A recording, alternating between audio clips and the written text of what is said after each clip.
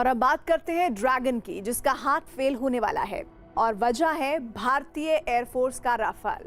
भारतीय एयरफोर्स के नए बाहुबली यानी राफेल ने चीन का वो सपना पूरी तरह चकनाचूर कर दिया है जिसके दम पर वो अपनी दादागिरी दिखाना चाह रहा था। हैरानी की बात यह कि यहाँ बात महज एक सपने के टूटने की नहीं बल्कि इंटरनेशनल बेइज्जती की भी हो रही है जो चीन की पिछले दिनों हुई।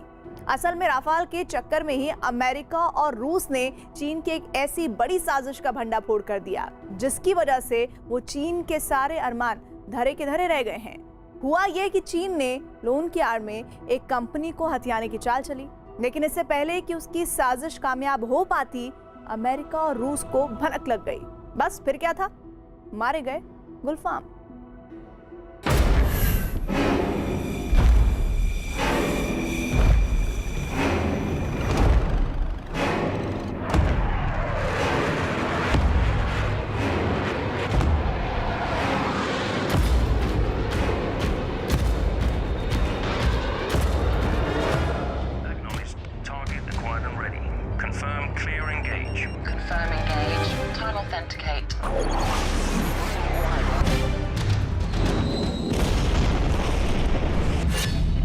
इस राफेल की गर्जना ने भारत के पड़ोसी मुल्क के हुक्मरानों की नींद उड़ा दी है।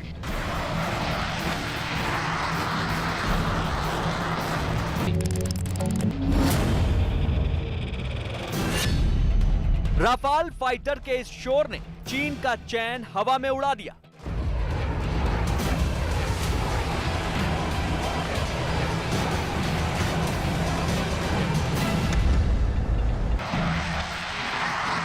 इसी राफेल के डर ने दुनिया के सबसे ताकतवर बनने का सपना देख रहे चीन को ऐसा डराया कि वो इंटरनेशनल चोरों की जमात में जाकर खड़ा हो गया।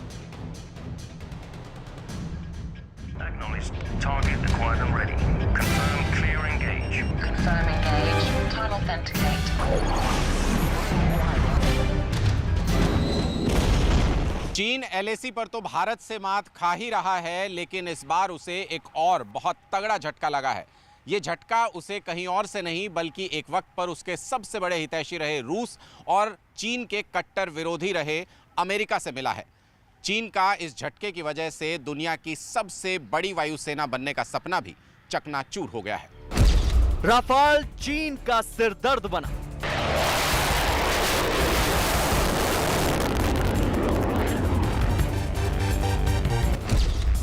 चीन की इंटरनेशनल बेइज्जती।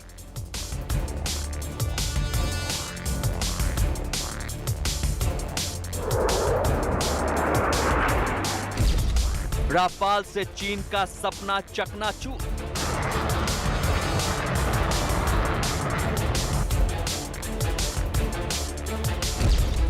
राफेल ने बनाया चीन को चकरखिन्नी।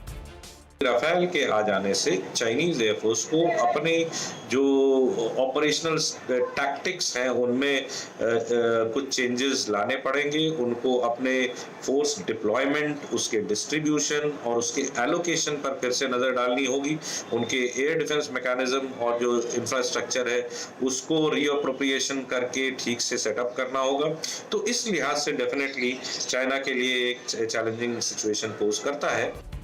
भारतीय फौज के हाथों पूर्वी लद्दाख की गलवान घाटी में मिली इस चोट को चीन की सेना अभी ठीक से सहला भी नहीं पाई थी कि चीन और उसके हुक्मरान को एक और करारी चोट मिली। ऐसी चोट जिसके दर्द से चीन को न तो रोते बन रहा है और न ही सहते। असल में भारत के पास जब से राफेल लड़ाकू विमान आया है बस तभी से चीन के चैन का अपहरण हो चुका है।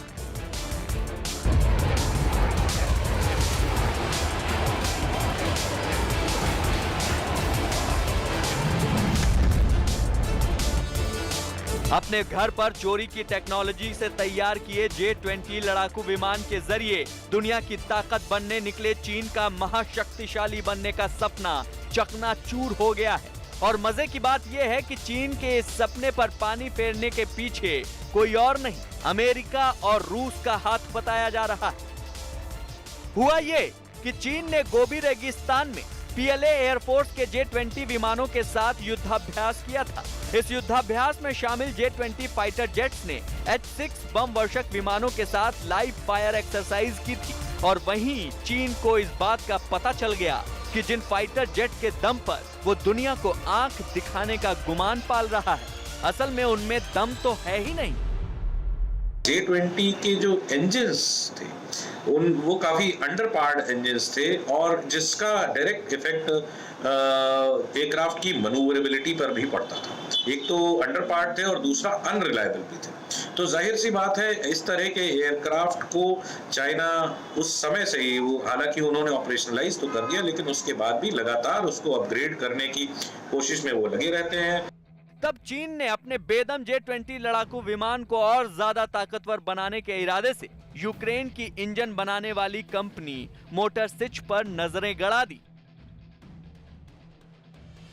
स्टिल्थ टेक्नोलॉजी पर बने J-20 फाइटर के लिए चीन को ताकतवर इंजन की तलाश है, जो 5वीं पीढ़ी के फाइटर के लिए बेहद जरूरी है। लिहाजा चीन ने बीजिंग सिनवई कंपनी के जरिए मोटर सिच पर एक जाल फेंका। इंजन बनाने वाली ये वही जानी मानी कंपनी है जिसने रूसी MI हेलीकॉप्टर के इंजन बनाए।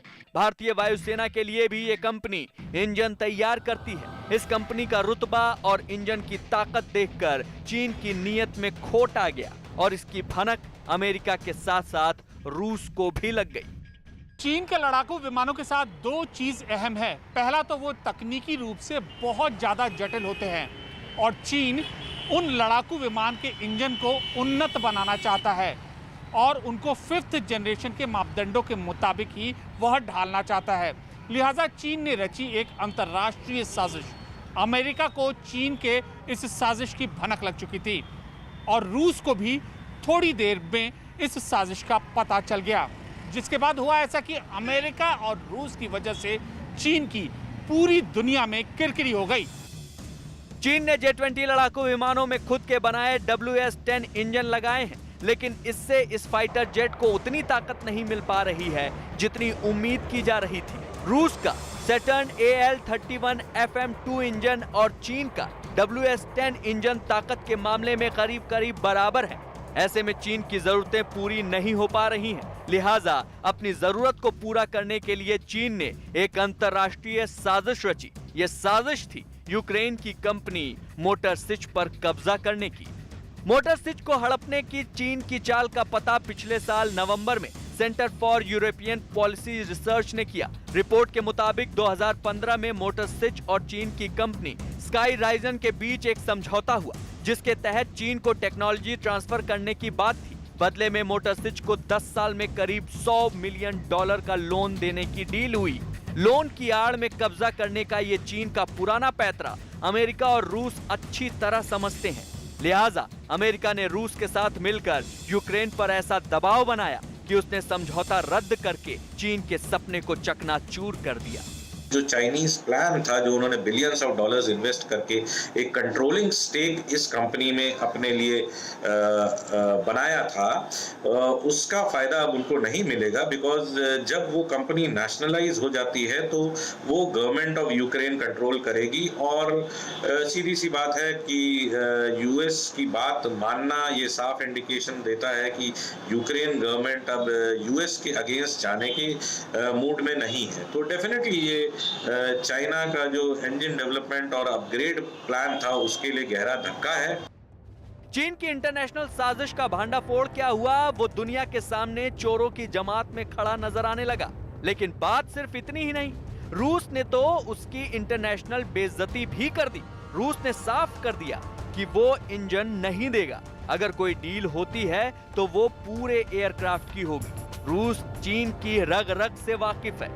रूस के राष्ट्रपति पुतिन जानते हैं कि चीन पीछे के रास्ते से उसके इंजन की तकनीक को मोटर सिच की मदद से चोरी करना चाहता है। इसीलिए रूस ने समझौता रद्द कराने का रोल अदा किया और ये चीन को लगा बेहद करारा झटका है।